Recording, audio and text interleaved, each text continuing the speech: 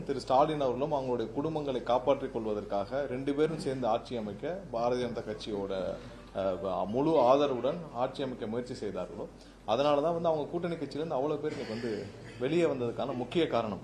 இதான் நாங்க 1 மாசமா சொல்லிட்டு வரோம். இன்னைக்கு அதற்கான உண்மையை கொஞ்சம் கொஞ்சமா வெளியே வர துவங்கி இருக்குது.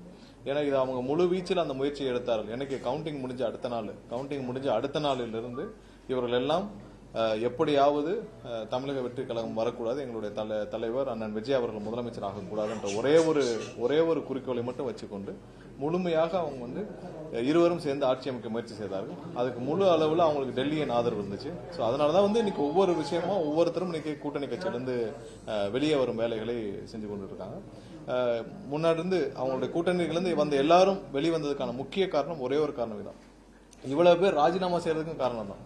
ஏன்னா எப்படி புரட்சி தலைவர் அம்மா அவர்களும் புரட்சி தலைவர் அவர்களும் தீய சக்தின்னு திமுக சொன்னாங்களோ அதே தீய சக்தியோடு இன்னைக்கு கூட்டணி சேர இவங்க 2 பேரும் எல்லாம் தயாரா இருக்காங்கன்றப்போ எப்படி அங்க இருக்கிற எம்எல்ஏக்கள் அங்க இருக்கிற மூத்த நிர்வாகிகள் தயாரா இருப்பாங்க. ஸோ இதுதான் முக்கிய காரணம். அவங்க இன்னைக்கு ஒரு தீய சக்தின்னு சொன்ன திமுகவோடு கூட்டணி சேர்ந்து ஆட்சி அமைக்க திரு எடப்பாடி அவர்கள் முயற்சி செஞ்சா எப்படி அங்க இருக்கிற மூத்த நிர்வாகிகள் அம்மாவோட பயணிச்சவங்க புரட்சி தலைவர் எம்ஜிஆரோட பயணிச்சவங்க எப்படி அவங்க அந்த கட்சியில தொடர்வாங்க. ஸோ அதான் முக்கிய காரணம் அவங்களாம் ராஜினாமா செய்வதற்கு. இன்னைக்கு முன்னாடி எங்களுடைய தலைவர் சொன்னார், இந்த மாதிரி போட்டி டிவி கேக்கும் திமுக தான். இன்னைக்கு இவர்கள் செஞ்ச கூத்துல பாத்தீங்கன்னா இன்னைக்கு போட்டி டிவி கேக்கும் மொத்த தீய சக்தியும் மொத்த உருவமாக எல்லா கட்சியும் ஒன்று சேர்ந்து நிக்கிறாங்க. ஸோ இன்னும் நாங்க போன வாரம் திரும்பவும் சொன்னோம், இன்னும் அந்த முயற்சியை செய்து கொண்டு தான் இருக்கிறார்.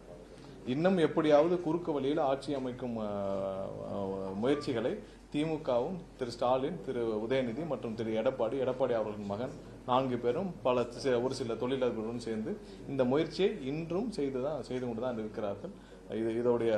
இதுதான் இன்னைக்கு காரணத்தை சொல்லி இருக்கிறார். பட் இதெல்லாம் எல்லாருக்கும் தெரிஞ்ச விஷயம், இன்டர்னல் எல்லாருக்கும் தெரிஞ்ச விஷயம் தான். இவர்கள் தீவிரமாக முயற்சி செய்தார்கள்.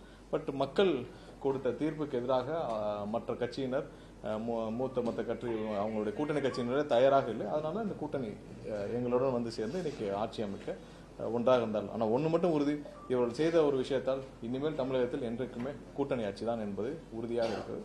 ஸோ இந்த விஷயம் வெளியே வந்திருக்கிறது. கண்டிப்பாக தமிழக மக்களும் இதை நன்றாக புரிந்து கொண்டு தெரிந்து கொள்ள வேண்டும்.